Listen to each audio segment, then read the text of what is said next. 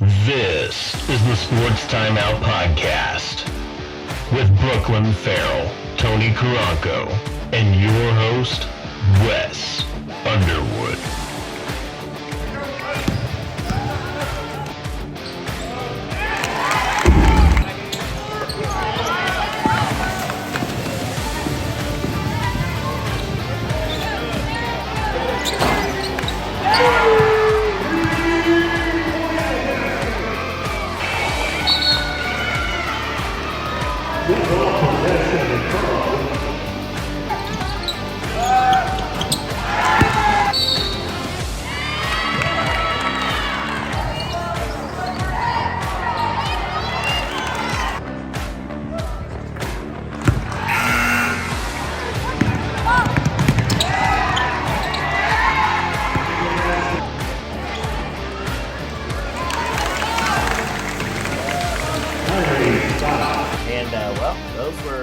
The Ghetto Tacos sights and sounds from big events this last week, and welcome to the Sports Timeout Podcast, brought to you by Jefferson's and Kraken Cajun Seafood House in Joplin. Sunderwood, along with Tony, and once again, Mr. Clint Denisco. And let's go ahead and make it official. Do you want to be official? Me? Yeah. I feel I'm honored to be a part, and I know this is the big introductory to me being part of the company, and I'm glad to be a part of it. All of those in favor, touch your nose and say aye. Does that include me? With the toothpick, beautiful. Doesn't matter. So toothpick wins there. Counts as double. Proud to be part of this community, and I think it's going to be a great, have my family here and be a part of this. Hey, well, welcome in. Mm-hmm. And on that note, first up, we'll talk NFL. Tom Brady retires. First off, do you believe it? Second, if not, then where do you think he goes? If so, not if not, but Clint? No, go ahead. I was going to say, I think it's legit this time. Yeah. He did it on his own terms. Last year he did it because somebody spilled the beans. And Adam Schefter. Well, yeah, Adam Schefter, but that's his job. Yeah. So I'm somebody in that household, and I'm not going to point any fingers. That was a divorce.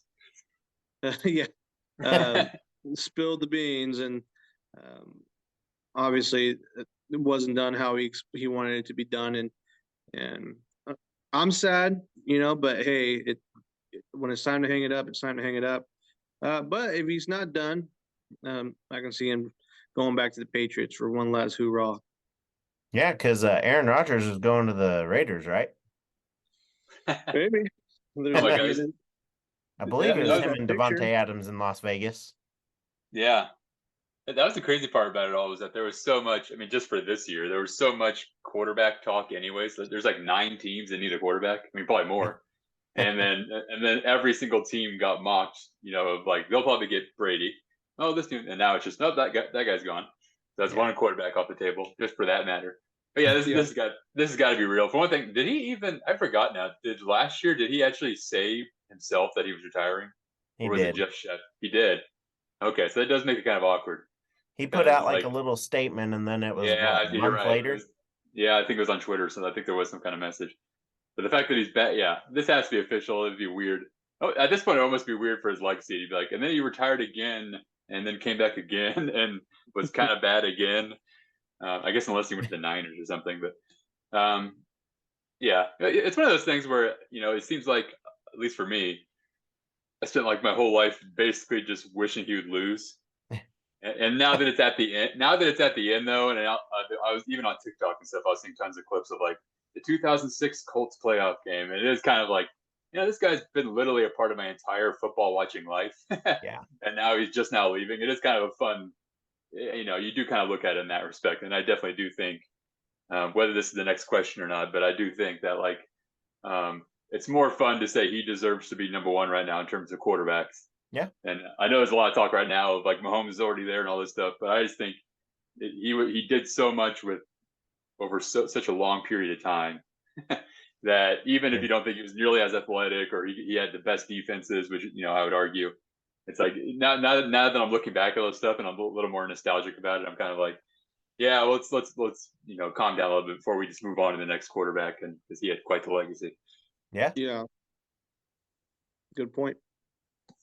Another thing that could be fun in the NFL, we continue talk the Broncos, and earlier this week found out about the Broncos trade for head coach Sean Payton and their 2024 third round pick. This also had to happen because in 2019 the Saints gave Payton a contract extension through 2024, so compensation was also thrown into the deal. And the Saints, in return, will get the Broncos' 2023 first-round pick, number 29 overall, and then the second-round pick in 2024 draft. And, I mean, first off, is this trade fair? And second, is this a good one for either side? Tony, we'll go you first. I don't see it making a huge difference, I'm going to be honest with you, Yeah. especially with such a stacked conference that they're already in, or division, sorry. It's such a stacked division. You know, you have Andy Reid, and I don't know who coaches the Chargers or and the Raiders. Staley. But point is, it's already so competitive that it's just muddying the waters even more. And at the end of the day, I still think the Chiefs are going to be a better team. And as much as I hate to say it, I just don't think he's going to make that big of an impact. I think if he went to really any other team that's outside of that division, I can see him being pretty successful. It's just so hard to do in that conference. Do we see Bounty Gate number 2 happening with the Broncos and Elway leading it? Ooh, let's do it. You got Walmart involved. I know the Walmart people own the Broncos. There's probably something fishy there with money and everything. They're like the ninth richest people in the world own the Broncos. What the heck is that? So of course they can afford it. But yeah, I think. Go ahead. I was just saying, and they still suck. yeah, exactly. That'd be the worst part of it. Yeah, there was huge bounty gate, and they went 6-11. But no, I think. Yeah, I mean, as a Chiefs fan, it definitely isn't like woohoo, they got a terrible coach. I mean, he's going to be a good coach. It definitely makes them better than Nathaniel Hackett this year. Yeah. So that part's, it's to me, I personally was my worst case scenario was that, especially after the Chargers got like one of those embarrassing playoff losses, that they were going to fire Brandon Staley and they got Sean Payton, because they do seem like they're like a good offensive game plan away from being an awesome team. Yeah. And every year they just have like the most boring offense, even though they have a great quarterback, which I love as a Chiefs fan. But but with the Broncos, it kind of seems like he's going to go there, and unless Russell Wilson just completely turns it around and is like good for another 5 years, which feels like it's like a 5% chance of that. It kind of seems like he'll be a good coach, but not like dominant. It just feels like they'll be decent. Russell Wilson will then have to retire. They'll have some quarterbacks. Their defense will be okay. It's like I don't see a world where it's like, oh, now they're this dominant team that dethrones the Chiefs. So this might be the coach that finally gets the Broncos a win over Mahomes, and never beaten Mahomes ever. So maybe they'll finally get that one win this year. That will be like their Super Bowl or something. True. But yeah, good high. I heard that they actually wanted D'Amico Ryans, who ended up going to the Texans. Yes. But last second decided, because he wanted to go to the Texans, to get Payton. If that's true, that's terrible that got out. Whoever released that is like, that's kind of embarrassing. He wasn't even our first choice. I mean, but I'm guessing it had to do with the fact that they had to give up picks, and they probably were like, we'd rather have this coach that might be good and not have to give up a first round pick. We already don't have any picks, so we traded Russell Wilson. So now it's like they have a good coach and just no picks. Just they had to hope they hit their third round picks and get Russell Wilson to be a Super Bowl champion. I mean, we'll see. I agree. Well, and it's really early, and it's really, really early. I mean, this season's not over yet. It is for them, but it's really not over. So, he has a lot of time to cover ground and maybe establish, a good offense and maybe be good this year. Yeah, you're right. And they probably have some kind of plan of like, we don't necessarily think next year we're going to be Super Bowl champions, and he's probably going to be in a long-term contract, and we're trying to build something, and maybe they'll draft a quarterback 3 years from now. And that, I doubt that's like, we got Peyton because next year we're going to win the Super Bowl with Russell Wilson, and so I think it was, in that sense, it was a good hire. If he ends up being a great coach, one first-round pick is worth it. Like if the Chiefs had no coach, but we traded a first-round pick and got Andy Reid, then we would take that deal 80 times out of 100. So that's the way they look at it. Well, I'm on the phone with Drew Brees. He's our contingency plan for Russell. Wow. You got everybody's number. Yeah, no. Drew Brees comes out of retirement, plays with the Broncos. One more Super Bowl, baby. Let's ride. Oh my God. I would love that. 42-year-old Brees in our division. Hey, Chargers, I'm back. Oh, there we go. Next, we continue in the NFL, and we talked the Bengals after losing to the Chiefs in a thriller on Sunday. We found out yesterday that Cincy running back Joe Mixon has a warrant out for his arrest. This stems back to an incident that happened on January 21st, which, yes, that, if you're wondering, was before the Bills game, and where he pointed a gun at an individual and told them that they should be popped in the face. And again, the day before the game against the Bills, like, how does that not break the news? Who was paying who?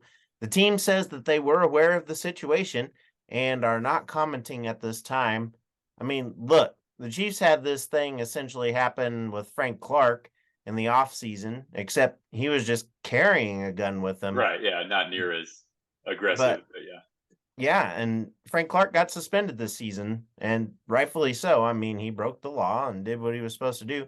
Mixon just pulls it out and whips it out in front of somebody and says what he said. So should he have been suspended right away? Not allowed to play that Bills game. I mean, it's in the past now, but the fact the Bills didn't say anything, or excuse me, the Bengals, until filing the case. Thoughts here, Tony? Go ahead. I mean, that's all alleged. It is. And I mean, we don't know 100% of the situation, but if the situation is exactly what you say it is, like I said, they have the money to hush people up. They know it's going to come out eventually. They're going to pay somebody in order to get, like, hey, let us just get past this game, and then we can discuss it afterwards. Yeah. Honestly, I mean, go ahead, buddy. I was just gonna say, yeah, we've seen the NFL deal. If it was the NFL too that was involved, we've seen them deal with worse. In fact, there's players that are still currently playing that have definitely dealt with worse. So True. that part definitely wasn't. And the agent responded back by saying, like, the girlfriend didn't even want to press any charges, blah blah. But it seems like a situation, if you're the Bengals, kind of similar to Kareem Hunt, though this is way worse, but where they might just cut him. I think there was already talks of, like, cap space. They might have cut him anyways. And I see this being a situation where it's like, we already were considering cutting him. Now he has this whole thing that even if there's no charges, it's going to be looming over us that we let this guy do this. It kind of seems like he's no longer going to be a Bengal. And either way, it's just like an odd. The timing of it's odd. Why he still played and why he didn't play, that makes that things. I mean, you have to think also there's some effect maybe internally with the Bengals. I know they have a lot of things going on, but of, like, if you're a teammate, it's like, what happened with Joe? I was like, oh yeah, he didn't play because of the thing. It's, you had to think maybe that affected the game. It's with some weird way. Well, I'm sure the team knew, and I mean, that's they're going to be a distraction. You can add that to the list of excuses of why the Bengals lost. Yeah, I'm sure they will. Yeah. But I mean, and it doesn't help. We haven't had an episode since the Bengals lost, right? No. And you haven't seen me and Wes gloating at all yet, but we are very excited. Yeah. I mean, I just think that, again, the NFL and the Bengals have enough money to cover it up, and I think Mixon is probably on his way out anyways. Mm-hmm. So them keeping a little hush and suspending him is not on them. It's going to be on the NFL at the end of the day. True. And it is important to say it's all alleged. It's like, it literally is just like one tweet, and then it's like, here's all my opinions about a guy I don't know anything about. So I try to be a little careful with that. Of, like, it's not like, therefore he's the devil. Like, I don't know what happened, but he did have he's had this apparently in the past. Before he was drafted, he's had stuff that were kind of legal issues. So I could see it being just a thing where it's like, it just feels easier just to pull off the Band-Aid and get rid of him. But I think if you're a Bengals fan, if I was a Bengals fan, I probably would. Like, I'd really, like, it's not like he's Joe Burrow. It's like, it's so easy to get. I mean, you hate to think of it in terms of business, but it's not. There are ways to draft running backs as opposed to we have to stick with this guy. How long has Joe Mixon been playing with the Bengals, anyways? 5 years. 5 or 6, yeah. give or hasn't take. really been good until the last 2 years. But yeah. I mean, Yep. and I've touched on this a lot. I've said, the lifespan of a running back isn't Yeah. Oh, yeah. very long. Yeah. So I mean, you probably got as much as you could have gotten out of them. Which is a lesson that the Cowboys need to pick up. Yeah. No But Wes, joke. are we going to celebrate the Chiefs a little bit, or are we just gonna play it cool and move Well, on? first off, in the words of Eli Apple, Cancun on 3.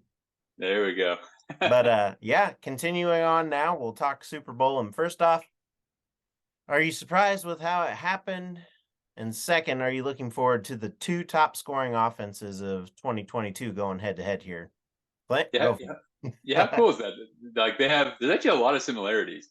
I mean, on one Yeah. hand, there's some people that are a little skeptical of the Eagles just because of like they haven't played anybody. The way they got the Super Bowl was kind of sus, as the kids say, with like a weird Giants team and then basically no quarterback. Like, how crazy is that they just had no quarterback? The Niners. Yeah. They're just playing. Christian McCaffrey's out there, like, all right, and that was their road to the Super Bowl. We're playing the Bengals. Anyways, but on the other hand, it's like they have. I think we had the exact same amount of touchdowns. I Yeah. want to say we had the exact same amount of like. There's a lot of offensive Almost things. yardage. We're the number 2 sack team. They're the number 1 sack team. Yeah. A lot of similarities. Even though a lot of people always thought the Eagles were kind of like they were winning a lot, but weren't necessarily great. So I think it's a perfect Super Bowl in that regard because there's a lot of questions. I kind of didn't want it to be Chiefs Niners again. Yeah. I kind of felt like even if you're a fan, it's kind of like, oh, we're just gonna watch this again with the same kind of Niners team against this Chiefs team. Got to get a new rival. Yeah, new rival, and it's like the Eagles. It's just kind of fun. It's a fun team when it's like you haven't really played them, so I have no idea what to expect in terms of, like they could run all over the Chiefs. Yeah. Two most toxic fan bases going against each other. Well, let's say the most intense. We'll say the most intense. I still would put like Steelers up there in terms of anyways. Get your bucket of grease ready. But, oh yeah, so many like one thing. I don't know how you felt, Wes, but and this hopefully isn't too internally. The Chiefs don't take it this way, but I feel like for a lot of Chiefs fans, that almost felt like the Super Bowl when we beat the Bengals. There was just so much bad blood. It meant like some Chiefs fans even wouldn't want to admit it, but like we so wanted to win that game. Like we were so nervous about that game. That wasn't just a like when we beat the Titans a couple of years ago, like yeah, we beat them. This was like, holy crap, we beat the Bengals. We had to beat this team. We couldn't go 0-4 against this team that I never felt like we were really that much worse than. And so that was like that was one part of it was like, holy crap, we beat the Bengals with Marcus Kemp and a bunch of backup wide receivers. I know. And That was getting so hurt. weird. I mean, I still can't believe it. Like it's 5 days later, I've watched every TikTok video, watched every YouTube video, as you do when you win games. And it's still crazy that it's like, yeah, the Bengals had a rough offensive line, but they had been preparing for that for weeks and even all year. Whereas we just had 7 guys drop like flies in the middle of a game. Yeah, crazy. Just up any game plan you had, just out the window, and we friggin' won. I mean, it's unbelievable. One of the better Chiefs wins. Them refs though. No, here we go. Here we go. You know, it does have to be thrown out. It was pretty evenly called. Yeah, I mean, it does have to be thrown out there. Like if it was inconsistent, but as pretty much every YouTube video I've seen, it's like it was inconsistent. But at the same time, Joe Burrow had two chances to get a field goal, and they couldn't do it. And it was that's really what it came down to. Now, if it would have been like on that final drive Joe Burrow had, they also had a terrible pass interference call or something, then maybe you could get into the refs talk. But the fact that it was just straight up, we just sacked them 3 times and they were out, and then we scored. Makes it it really felt like the Chiefs were the better team. Kadarius Toney did have that touchdown. I could see that ball, and there was no green underneath it. It was close. He didn't do himself any favors by not acting like he scored the touchdown. Like Kadarius, you got to at least pretend like you can't like give up on it. And the rest gonna be like, oh, okay. If he doesn't even believe it, then I guess he didn't score. Yeah. But oh man, it's just so many storylines. But Tony, what are your thoughts? Since I know it's probably annoying on your end. Oh no, it's not annoying. I do think that there's some inconsistencies in regards to the not the pass interference, intentional grounding call. That was very, very suspicious to me. It was literally the exact same play, and it was probably a little bit more egregious on the Chiefs side. It was the ball was actually a little bit further away from Travis Kelce than Joe Burrow's ball to whoever he was throwing the ball to. I don't know who he was throwing the ball to, but Yeah, it's amazing with these things how much I learned about like what the rules actually are that I kind of take for granted. Because there were like with this, you did have to like there's people like breaking it down of like, well, technically he was throwing. There was something about how like because Burrow was giving it away, basically throwing it to the ground, and Mixon happened to be in the path. That's a different thing than Mahomes obviously looking at Kelce and it just not reaching Kelce. I guess there's some kind of intentionality that's almost a little subjective, which again comes down to how weird reffing can be, where it's just like, oh, we'll just decide. I feel like that's not intentional grounding. I don't know if you all caught it or not, but on the Jumbotron while we were there, I mean, it blows it up and you see everything pretty close, especially when they zoom in. Yeah. It hit the left tackle's butt. Yeah. And then it went towards the receiver. Yeah, no, yeah, he was definitely just throwing it like he just wanted to dirt the ball, and there was no receiver there. And yeah, I get it. I mean, if I was a Bengals fan, I could see there being some kind of inconsistency though. Like, I don't get it. What's the difference? And it'd be kind of annoying. And apparently there's 5 downs. Yeah, then there's a 5. Yeah, that one is definitely. That had all of us just shaking our heads. I mean, the Chiefs fans were looking at the Bengals and we're like, we don't even know what's going on. So yeah, we were just as confused as wasn't like we were like, got him. It was kind of like, okay, I guess we're playing again. That's in a weird way. Thank God we didn't score on that play.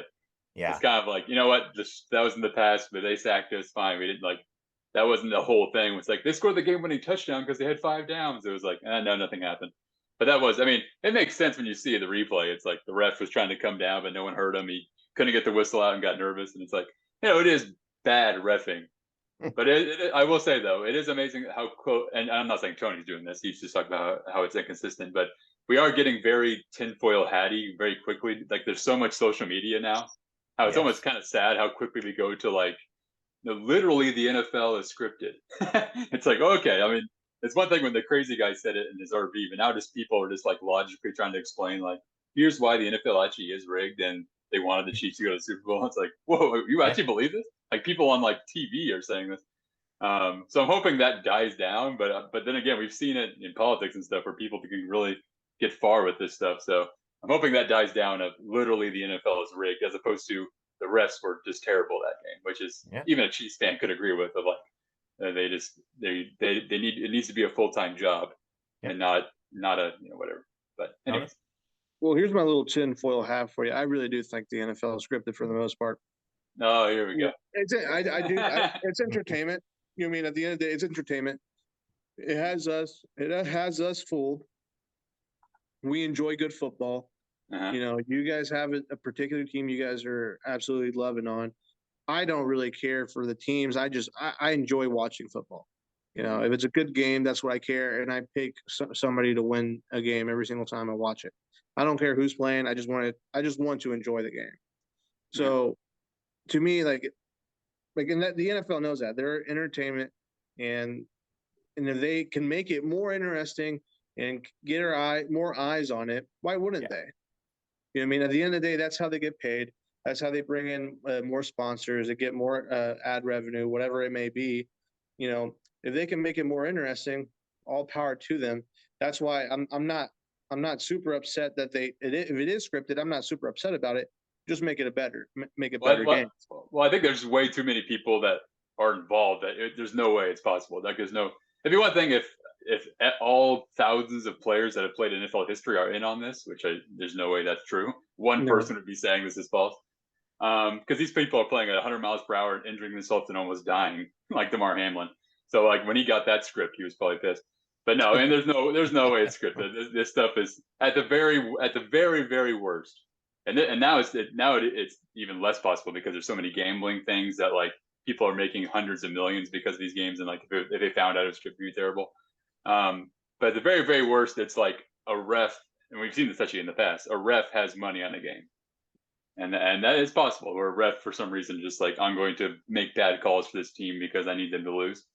But I think there's way too many contingencies and people getting with injuries and people money and betting and all this stuff that there's no way for them to like. And then you go for a 10-yard pass, and then you go for a 2-yard gain and injure your leg, and then you know what I mean. I don't think it's that specific though. Like if they were to have a script, they don't need everybody on board. All they need is a ref per game to make a holding call every once in a while. Because in every single play in all of human history, when it comes to football, there is a holding call somewhere on that field. Right. Yeah. You know, so like that's all you need to kill somebody's momentum is throw flag, holding call, and I'm not saying it always goes to script. You know, I'm sure that well, the Bengals were supposed to win this one, but the Chiefs ended up winning. Whatever, you know, that it is what it is.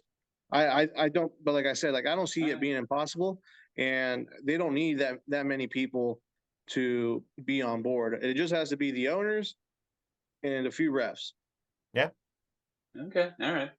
And they may just let other teams, like, it doesn't matter. Like, well, we don't care if, you know, who's the worst team in the NFL this year? I was going to say, like, I feel like if the Texans played, you know, the Bengals, it's kind of tough to be like a couple flags. Now they're better than the Bengals. No, yeah, exactly. But they're not part of the big picture. That's what I'm saying. Like, I can see them doing something like that. I don't think that you need thousands of people involved on this. You just need, you know, a few people, and you can run the whole thing. Wow, you're going full. All right. Well, for me, it seems like the Super Bowl, no matter who's in it, it's going to be watched by 150 million people. I don't think it's like, oh wait, it's the Chiefs. Okay, now me and Ben Stiller and everybody's going to make commercials. And it's like either way, it's going to be a huge fandom. I just figure, I think unless it is just a couple of refs and the owners, but even then, I don't see how that. Anyways, it's a fun theory though. It's fun to pontificate about because, like you said, it is just entertainment.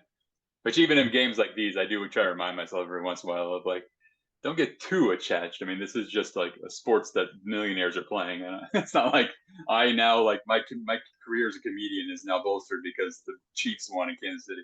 Yeah. But I enjoy it. You know, that's part of the thing. You enjoy you're connected to this, in my case, home state, and especially when I moved to California and stuff. Lastly, out of Portsmouth, Virginia, we got something that's pretty enjoyable. You want to hear that one? Do it. No.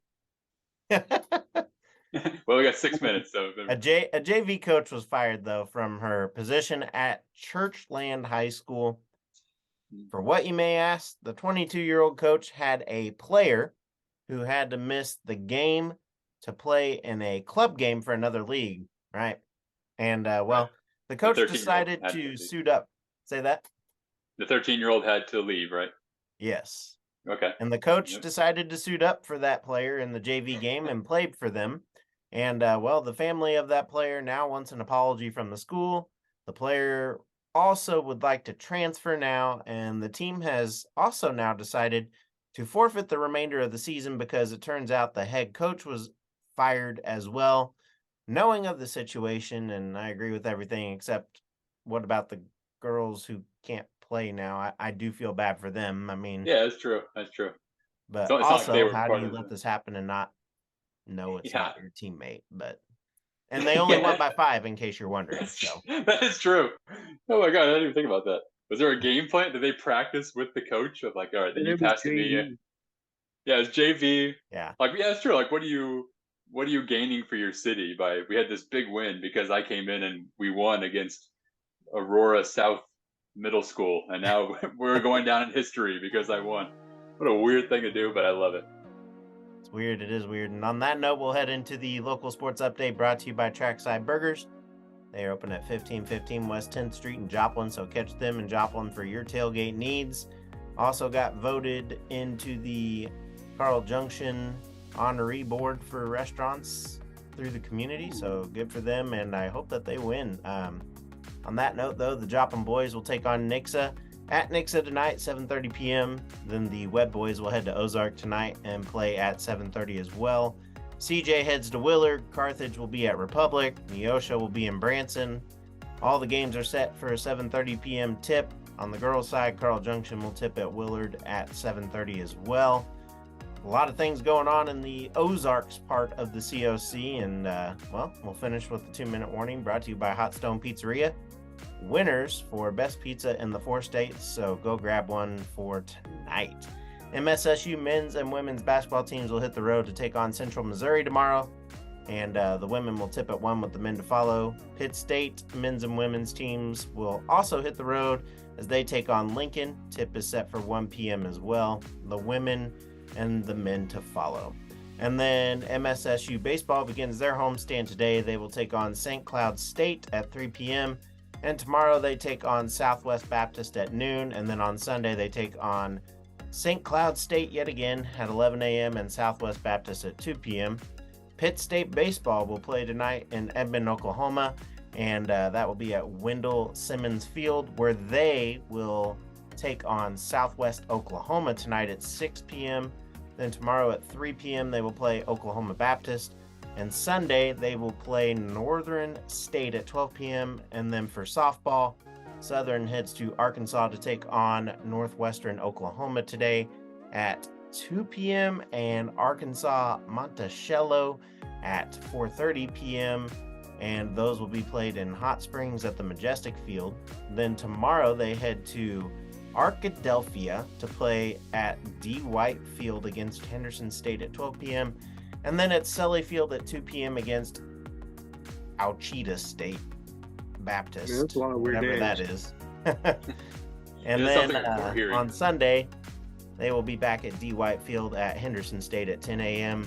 And then as for Pitt State softball, they will be in Conroe, Texas. Well, they will take on St. Edward State today at 3:30. Then tomorrow they will take on Texas A&M International at 1:15 p.m. Later in the day, they will take on St. Mark's State, Texas, St. Mary's, at 5:45 p.m. And then on Sunday at 11 a.m., they will take on Angelo State, and then they will finish with Texas Women's University at 1:15 p.m. Oh, caught my breath there, and of course all these games are pending to the weather and the current and fluid COVID-19 situation, so tune in to their social media pages for updates of the times and locations. And music's here, end of another episode. Guys, enjoyed it. Sorry we had to cut it a little bit short. Good conversation there at the end, but guys doing anything fun this weekend? No, I'm just going to every single one of those games. Hoping to make it to. I won't even pronounce any of the names, so I'll have to type it in the map, but should be fun. Tony? Yeah. No, just gonna work. Amen. Yeah. All right. Well, on that note, we'll see y'all later. And next week's show, Super Bowl edition. Woo! Go Chiefs. May have a special guest. We'll keep you updated on that one. So for that note, take care, and we'll see you next week. Bye-bye. Bye-bye.